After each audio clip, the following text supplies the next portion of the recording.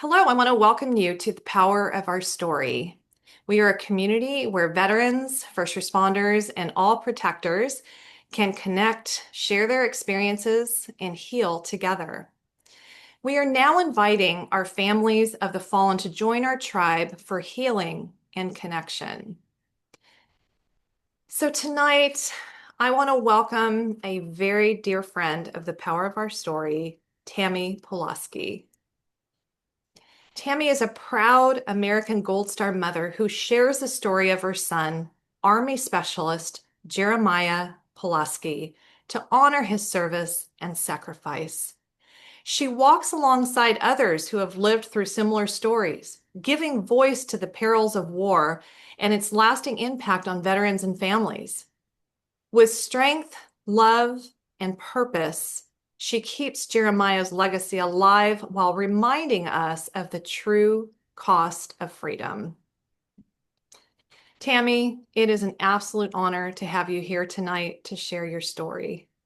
Welcome. Thank you, Sarah, and thank you for having me and giving me this opportunity. So I'm just going to get right into it. My son, Jeremiah Pulaski, was born on June 1st, 1986, and he died on March 26, 2011. But the story is not about his death. The story is about him before his death, and it is about me after his death. So the piece that I'm going to read about his death will be very minimal compared to the rest of it. I'm going to get started. From the beginning, from the moment you look into your child's eyes, you see hope for their future, for the world they'll walk into, for the person they might become. You imagine them laughing, learning, finding love, making a mark. What you never imagine is the day that child might be part of something so heavy, so devastating, it turns your whole world upside down. You raise them with purpose. Every scraped knee, every bedtime story, every hard lesson is given with the hope that their life will matter, that maybe they'll make the world a little better, or if not the whole world, then at least someone's. You don't imagine that the life you're shaping might one day change the world in a painful way. Yours, someone else's, even their own. Jeremiah was impatient from the very beginning. Even in my womb, at just 6 months pregnant, I went into early labor. He was already trying to enter the world before he was ready. I was put on bed rest and given medication to stop the contractions. Later, I learned that the medication I was taking to stop the contraction was not necessarily safe for the baby. But at that time, we were just trying to hang on. He finally made his debut 3 days early, weighing in 7 pounds, 15 ounces. It was a hard delivery. He was my second child. My first had been born C-section, but this time I wanted to try for a natural birth. Halfway through, I regretted that choice with everything in me, but it was too late to turn back. I had to bring this big, determined boy into the world the hard way. And maybe that was a sign of what was to come. He was strong, stubborn, and full of fire. From day one, he pushed through, made his presence known, and did things on his own terms. I just didn't know yet what the same fire that drove him into the world would one day burn him from the inside out. At home, when he struggled with his lessons or felt misunderstood, Jeremiah found himself in tactics. At a very young age, he always felt comfortable studying and learning about war. It didn't matter what war, whether it was Indian War, World War I, World War II, he studied it. And he wasn't just studying the fighting part, he wanted to know why it happened and how it happened and what he could do to change it. At home, when he struggled with his lessons or felt misunderstood, that tactical world gave him peace. He would lose himself for hours in military history books, documentaries, and later video games. And even those weren't about action for him, they were about the plan. He'd studied the maps, create strategy, move his pieces with precision of a seasoned commander. By the time he was a teenager, paintball became more than just a game. It was his battlefield. He approached each match like a mission. He read terrain, anticipated opponents, flanked, retreated, regrouped. It was instinct. And he was good, so good that professional paintball teams took notice and wanted him to join. And while the rest of the world sometimes saw him as too rough, too distracted, too intense on the field, everything about it made sense to Jeremiah. His mind wasn't disorganized. There it was focused, calm, commanding. Looking back, I think tactics gave him a place to feel capable in a world where he often felt like he was falling behind.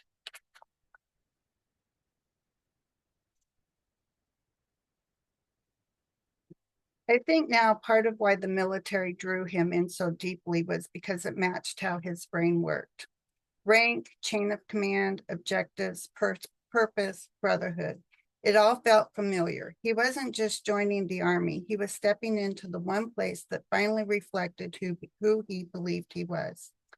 The tragedy, of course, is that the very world where he finally felt understood would be the one to undo him, to see his gifts, use them, and then leave him behind when the weight of it all became too much.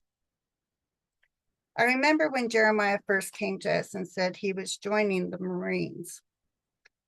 It wasn't a surprise. He had always been drawn to the military life. It had been his passion for as long as I could remember, but it put the dream on hold for a girl he loved. Still, she was still in high school and he was just a few years older.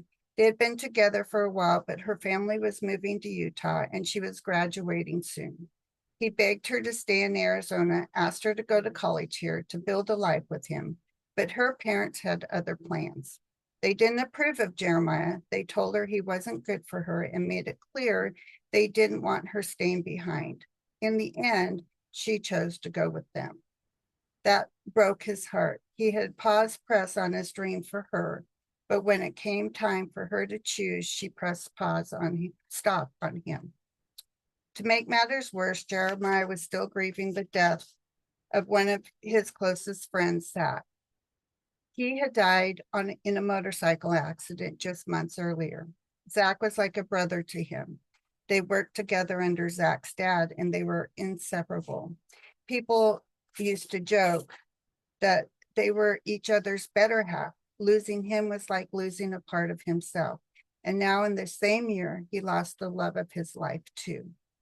He was drowning in grief and heartbreak. His future seemed blurry, directionless. As a mother, watching my 20-year-old son struggle like that was agonizing. I wanted to fix it, but there were no bandages for a broken heart and no simple answers for grief that deep. Still, he kept working. It helped to be around memories of Zach, but emotionally he was floundering. And when he said it, he was going to follow his dream. He was going to enlist. Basil and I encouraged him to consider a military path that would give him some kind of future, maybe a trade, some specialized training. But Jeremiah had made up his mind. He wasn't interested in mechanics or administration. He wanted infantry. He wanted to fight. This was early 2006. Iraq and Afghanistan were in full swing, and the news was filled with war zones and casualties. I felt sick inside. I knew we couldn't stop him. He was an adult, but everything in me screamed that sending my son to war wasn't the answer. He was signed up and processed quickly. The recruiters handed him signed, sealed, and almost delivered in what felt like no time at all. Basil and I took him down to MEPS for processing. I remember sitting in the waiting room, watching all the young men and women excited about their new adventure, about signing on.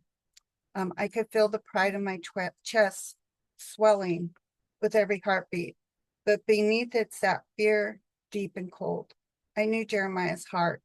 I knew he was good at tactics, yes, but was not good at killing. That wasn't his spirit.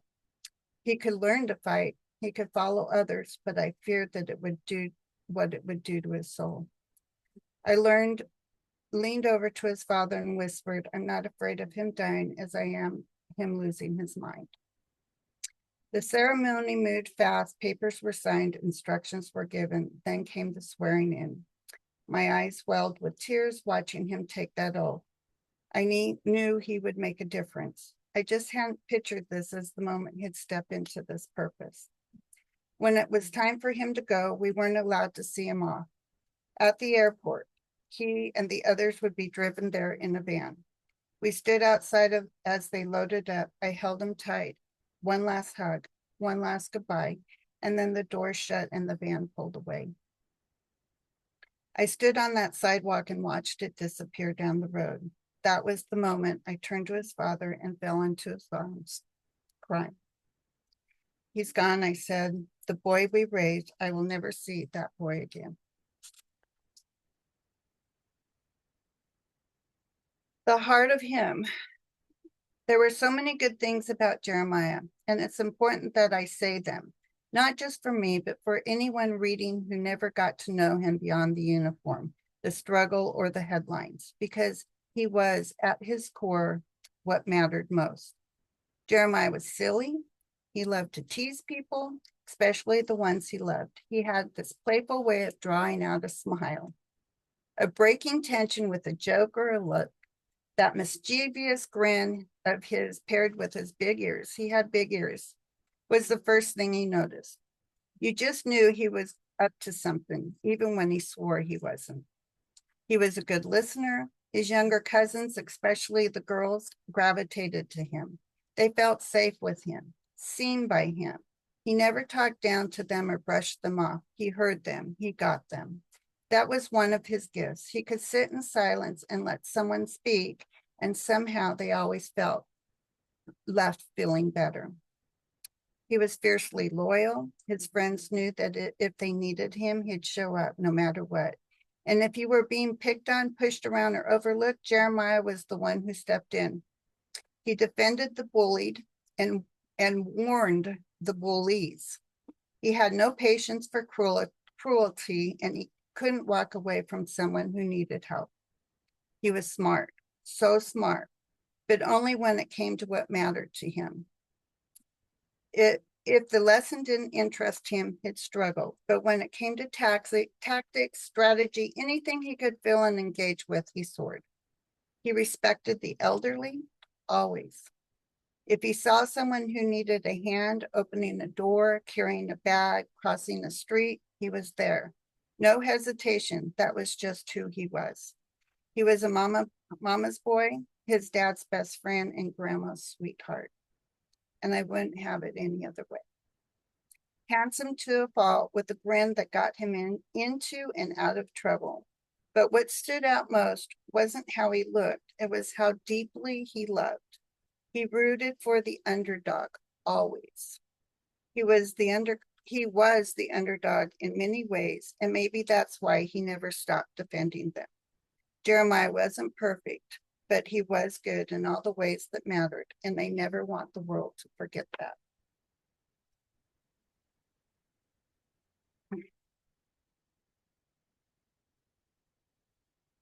Jeremiah's unexpected homecoming. Jeremiah was coming home on leave from Afghanistan.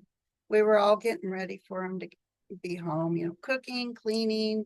We were all excited. Jeremiah's buddy, Roy, called and I picked up the phone smiling, excited that Jeremiah was calling, and asked him if he was coming over to see Jeremiah. There was a long pause, silence. Then finally Roy said softly, I'm with him now. I froze. My heart skipped. Wait, what? I asked, confused. That's not funny. He's not supposed to be home for 3 more hours. Roy replied gently, I know, but he took an earlier flight. He's down at Tony's, the corner bar. I just thought you should know. Roy, in that moment, a mix of emotions flooded in, surprise, a little frustration, and mostly curiosity. Was he really not going to tell us? Just let us wait at the airport while he never showed? My heart sank. I asked Roy if I could talk to him. There was a pause. Then Roy said quietly, he doesn't want to talk right now. That hit me hard. Something was off. Jeremiah had never done anything like this before, especially knowing how excited we were, how ready we were to pick him up and welcome him home. It wasn't him. Roy added that he had to head out, but assured me Jeremiah was okay. He said Bethany, Jeremiah's cousin, was on her way to see him. I hung up the phone, feeling a mess of emotions, confused, hurt, and frustrated. None of it made sense. Why wouldn't he want to see us? What could have made him shut us out like this? All I could say was, okay, I guess we'll see him when we see him. But inside, my heart was breaking. The next few hours were agonizing. I paced the floor, not knowing what to do with myself, just floundering. His dad, unlike me, sat quietly watching the TV. He looked calm, but I knew he was just as confused and unsettled. Neither of us could make sense of what was happening. Then the phone rang. It was Bethany. Her voice was soft and cautious. Did you know Jeremiah is next door at Justin's? She said, I just wanted you to know he's safe, but he's hurting. That's all I needed to hear. I hung up and walked straight over. My heart pounded as I knocked on the door. Justin opened it, and there across the room was Jeremiah. Our eyes locked. His face looked worn, heavy with something deeper than exhaustion, pain, sadness. Jeremiah said gently, can I talk to you for just a minute? He was clearly drunk, his body swaying, his expression distant, but he nodded. Everyone around us looked a bit puzzled, not sure what to say or do. We stepped out and onto the patio. I didn't have a speech prepared. I didn't need one. I just wrapped my arms around him. Sorry, guys. The second I held him, he broke. The tears came hard, uncontrollable, deep sobs from somewhere inside he'd been holding shut for far too long.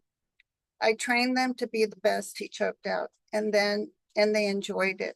I trained them to be killers. God will never forgive me. His words cut through me. My son is so full of heart, carrying a weight no one should ever bear alone. In that moment, I didn't try to fix it. I just held him tighter, whispering that I was there, that I loved him, that somehow we would face this pain together. They broke me, Mom. They broke me. Those words, they haunt me. I can still hear his voice like it was yesterday, cracked, tired, desperate. That was the day he sat on the phone with the VA trying so hard to get help. Press this number, press that number, please hold. That cold, automated voice felt like a slap in the face. He tried to hang on, but it was the last straw. I watched him throw the phone across the room, his hands trembling, his eyes distant. I can't do it anymore, he said. I can't do it. Don't they understand? I can't do this. I didn't know what to say. I didn't know how to fix it.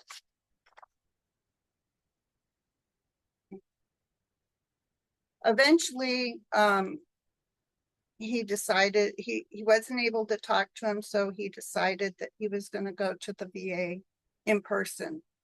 And so he did. He went to the VA to talk to him, and they told him that they couldn't help him, that he was still active duty, and that they couldn't help him because he was active duty. No plans of where, nothing, just they couldn't help him. That was it. No support, no bridge between military and civilian care, just a closed door in his face. Another reminder that he didn't belong anywhere anymore. Not in the Army, not in the world, not even in his own skin. I watched my son disappear piece by piece, not because he gave up, but because the system gave up on him. The hardest part, knowing deep in my soul that if something didn't change, someone didn't finally help him, this story wouldn't end up well. The knock. It was 8 a.m. when the knock came. Two people stood on our front step, a man and a woman. They introduced themselves as officers. I didn't remember their name. I only remembered the weight of the air as they said there had been an incident involving Jeremiah during the night. His father stepped outside with them. I stood just inside this door, straining to hear. The questions came one after another. Did we know Jeremiah had a gun? What was his state of mind? I interrupted, heart racing. What happened? The woman answered, there was a shooting. Someone was shot. Jeremiah shot someone. We froze. The words didn't make sense. When? Where? Basil asked. They gave vague details, something about a bar, an altercation, then more questions. I couldn't even process them. And then finally, the one question that should have come first. Basil asked, where's my son? He's dead. 2 words.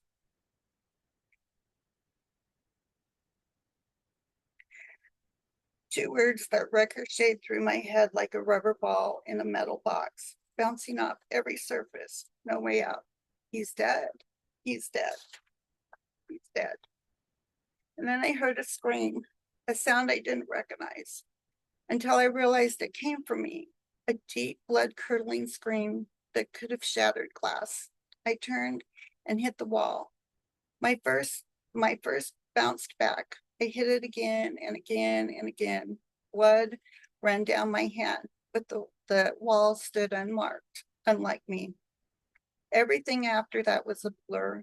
I don't remember when the officers left. I don't know how long Basil and I sat there before we could speak, let alone start making phone calls. My memory glows black around the edges. What I do remember, what plays in my mind over and over are the moments before, the days before, the pain, the spiraling, the desperation. We had been trying to get help, begging for help, and getting nowhere. The military knew he was in trouble. The VA knew, the police knew, and still this. The media storm came fast, half truths, half assumptions, words I never said, quotes I never gave, stories stitched together with speculation just to fill the silence. But they didn't know the truth. They didn't live it. We did. How could this happen? How could a young man who only months earlier had been nominated for a Silver Star for his bravery end this way? This couldn't be the end of my son's story. It couldn't be. Just 2 nights before, there was a crash in his bedroom. We ran to the sound. Jeremiah came storming out, eyes wide, rage and panic spilling through him. Doesn't she understand how many I've killed? He yelled. Doesn't she get it? No one does. He was talking about his cousin, who had been like a sister to him. They often argued like siblings, but this time was different. There was pain in his voice that we couldn't reach. We tried to calm him, tried to make sense of what was happening, but before we could stop him, he jumped on his motorcycle and sped off into the night. We stood there helpless. That night, I looked at Basil and said, this might be it. We might not see him again. And 2 days later, we didn't.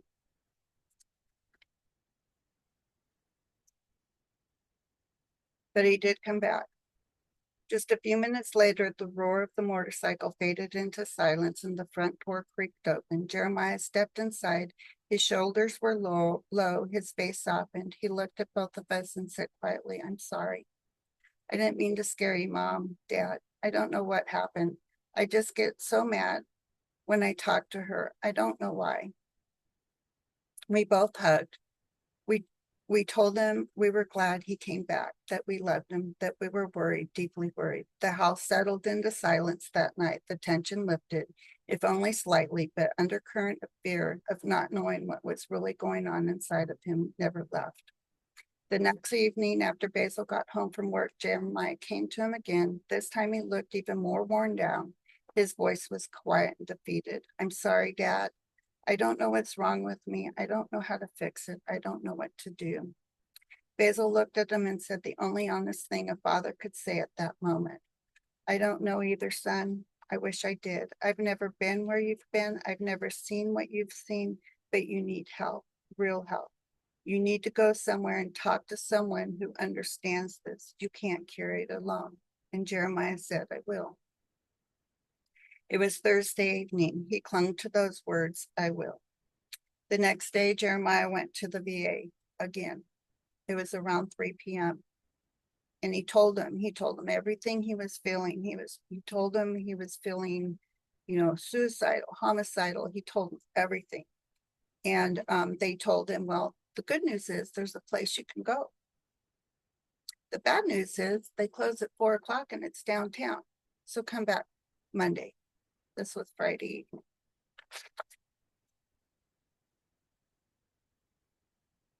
So here's the story of what happened that night. The story that didn't have to be. Jeremiah came home from the VA that day, and for the first time in a long time, it felt like something of the weight on his shoulders had lifted. He told me they had given him information about a place he could go for help, but it wouldn't open until Monday morning, the Monday that never came. That evening, he had plans. His buddy Roy was hosting a party, and his battle brother Travis was coming. Jeremiah hadn't seen Travis in months. Travis had already transitioned out of the military and was building a civilian life. But for Jeremiah, seeing him again was a bright spot. He was genuinely excited. At the party, they had fireworks, and fireworks was a trigger for Jeremiah. I remember when he came home and he was coming inside the house and there was firecrackers. Somebody set firecrackers off in the out on the street, and he ducked and got really low and started, panicking from these firecrackers. He thought somebody was shooting at him. So I think that started the evening wrong, was the fireworks. Then Travis and Jeremiah went to the bar, and while they were at the bar, there was a couple that was also at the bar, and the couple was, the woman kept trying to console the husband. He was very drunk, very wasted, and kept trying to pick fights with other people. And Jeremiah was very hyper vigilant and had been watching this couple, well, this man, very closely. And so they went to another bar, and every bar that they went to, this couple ended up at this bar. So finally, at the last bar that they were at, Jeremiah and Travis were outside, and the couple showed up. They were inside the bar. Jeremiah and Travis were outside the bar, and the wife sent the husband outside to wait for a cab. And the guy came over to Travis and Jeremiah and said something about wanting to be a Marine or something like that. And Jeremiah pulled out a gun. Travis said that it was like his eyes just went black. And he pulled out a gun and shot the guy in the head and left. Left calmly. He wasn't in flight mode. He just calmly got up and got on his motorcycle. And Travis said it wasn't Jeremiah. Something happened. Something snapped in him. It wasn't Jeremiah. And so he drove. He was crossing an intersection one way, and a female police officer with her right along, which happened to be her mother, was crossing the other way. And Jeremiah stopped and waited for her to turn around to come back. And there was a firefight. I don't know if Jeremiah started it. I believe he did. But Jeremiah was very good at what he did. And if he wanted to take her out, he would have. He didn't want that. He wanted her to take him out. And when she didn't, he did it himself.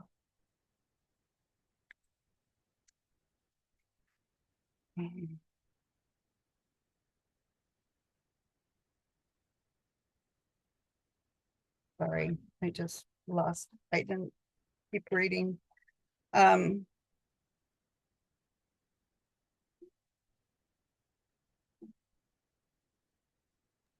I've gone over that night countless times in my mind, thinking about the boy who used to run barefoot through the grass, who would laugh so hard his whole face lit up, the young man who loved fiercely, who tried to fix anything with his hands, even though not always successful, or the one who would fall back in a march to encourage someone else to complete the mission.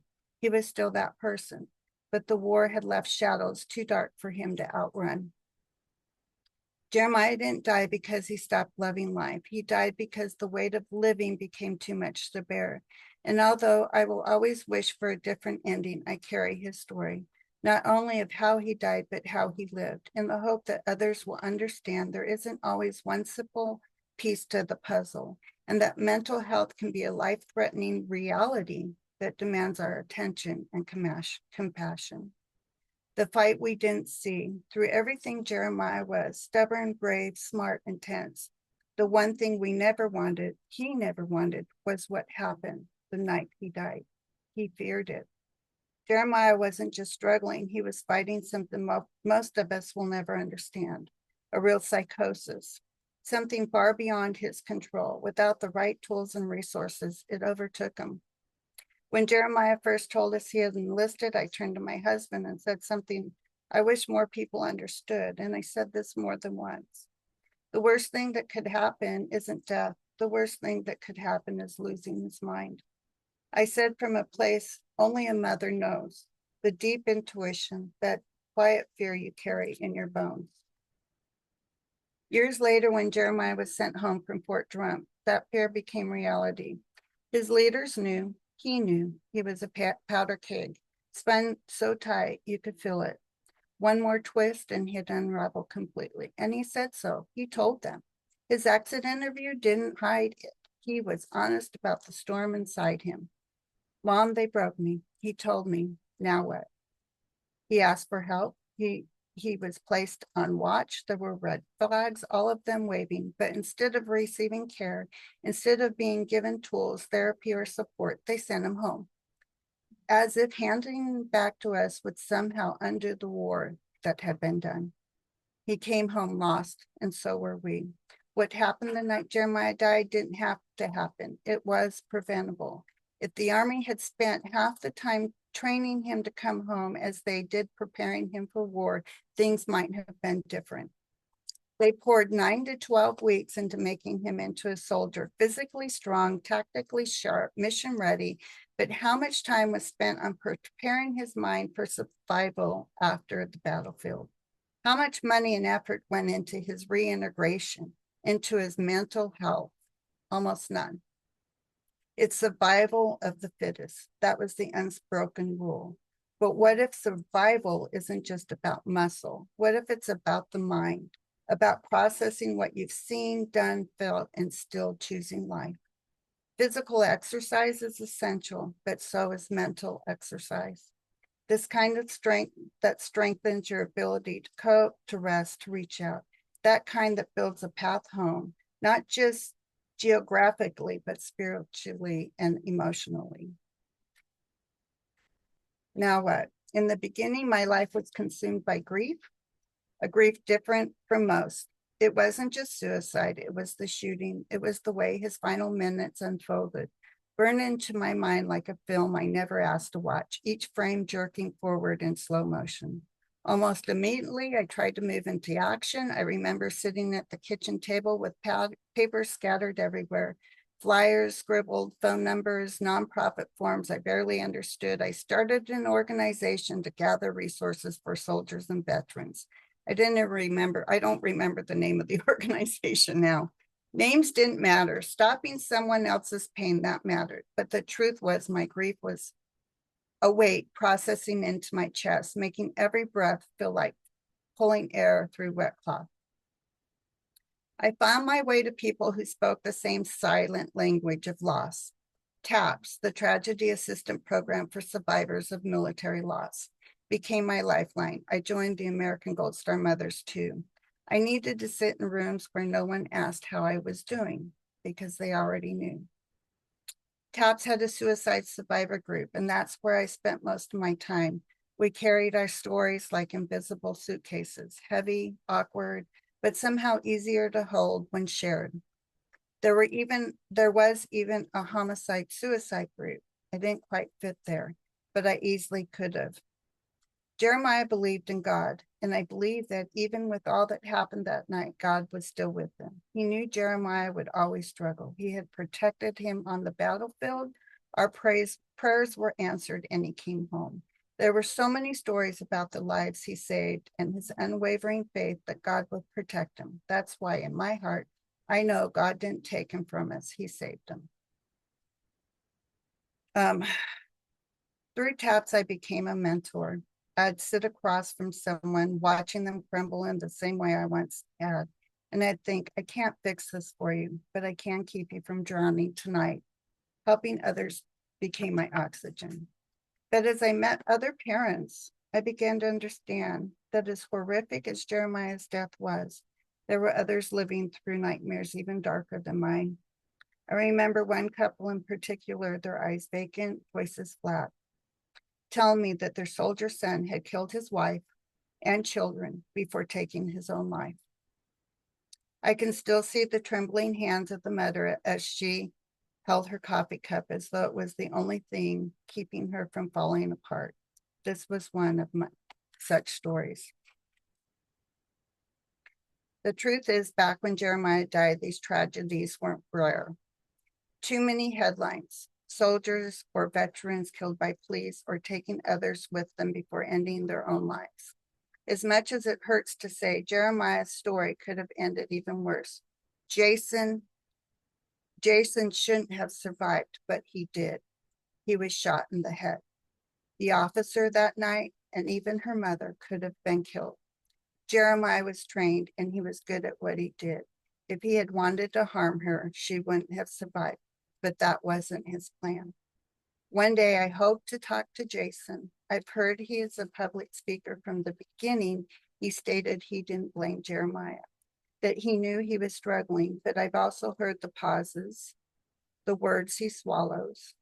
Those pauses tell the real story, the one he's not ready to share, the real struggle he carried before this happened and the one he carries now. And then there's the police officer. For years, I saw her only through the lens of my own grief. But as time passed and the stories I've heard through the power of our story, I began to picture her that night, the flashing lights, painting her in red and blue, the weight of the gun in her hand, the split-second decisions that would follow her forever. I can't imagine the images that replay in her mind. How devastating it was to have her mother there in the vehicle while this played out, and how this must have affected her mother and the thoughts of her daughter's future. A mother who must have loved her daughter as much as I loved my son. I still want to meet that officer and sit across from her and say, I see you. I know it hurt you too. Through all of this, I've learned not to judge. When I hear of a shooting, I don't stop at a headline. I think, why? What was going on in their head?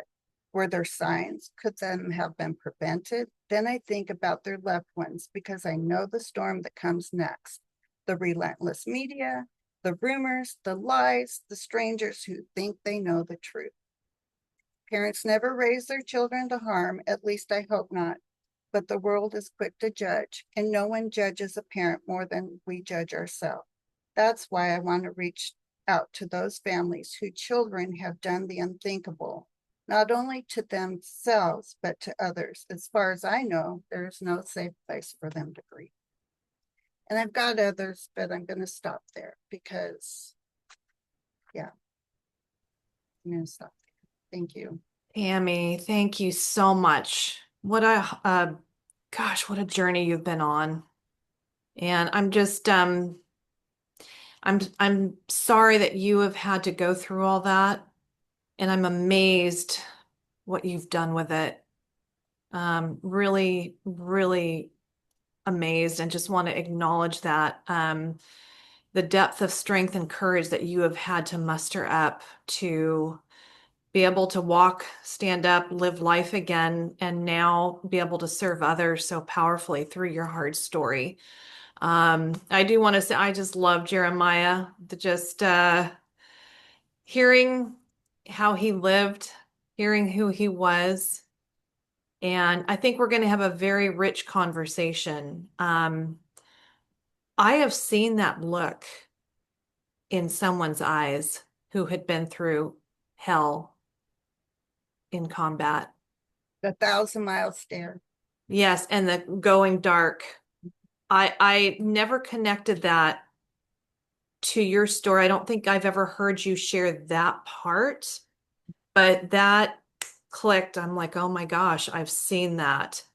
And that might be very interesting to talk about too. Again, if there's any way that we can glean anything from your story and help others, um, to prevent somehow these things happening. I think that's why these stories are so powerful. And the courage of you and others who are willing to share the stories so we can be stronger together to help other people. So, Tammy, I want to thank you before I shut off the recording. Is there anything for the people who are watching this? Is there anything you want them to walk away with specifically? I think the biggest thing that I want people to understand is that it is so easy to judge. It's easy to judge uh, any situation.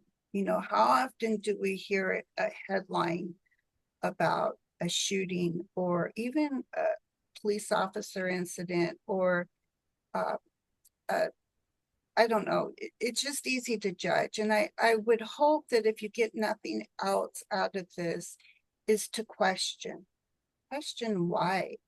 I mean, people aren't born killers. They're not born thieves. They're not born, they're born innocent children. And life takes a toll on them, whatever that life may be, it takes a toll on them. And people do things. Good people do bad things. Bad people do bad things. And so I just would hope that people would think more in depth about a situation than just coming out and a judging right away. Yeah. Thank you so much, Tammy. And I would even add too, to remember how the families, remember the families also who are moving forward and having to live life and figure out how to live life moving forward. So, um, Absolutely. And that is whenever I hear of anything, I'm including when there are mass shootings. I hate to say this, and this is a terrible thing to think, but my thoughts go right to the family of the shooter. They go to the family of those that are shot, but they go to the family of the shooter too, because I know what that's like, you know, mm, and we don't know why people do what they do, not on the surface. You don't know. And so I'm hoping that this will also help families. If there's a story like mine, I would like to meet you. I would like to meet you. Courtney is actually the one who gave me the courage to do this. And I know she knows that look. And so if there is families out there that would just like to be able to talk, I'm here. And I would love for them to reach out to me. thank you again, Tammy. I just, again, I want to think how many stories have you heard from the mother or the family member of a shooter? Like, this is so important to have to humanize the family member and the family of somebody who something just clicked off. We will never completely understand what happened, but you are here having to survive that and move forward. And we rarely hear the family members' voices. So, God, much love to you, Tammy. Thank you so much for sharing your story. And I will shut off the recording so we can talk deeply. If anybody wants to join these conversations, if you are a veteran, a first responder, or a caring bridge builder, reach out to us on the Power of Our Story, and you can come and join us on the longer version of having a deep conversation. Thanks so much.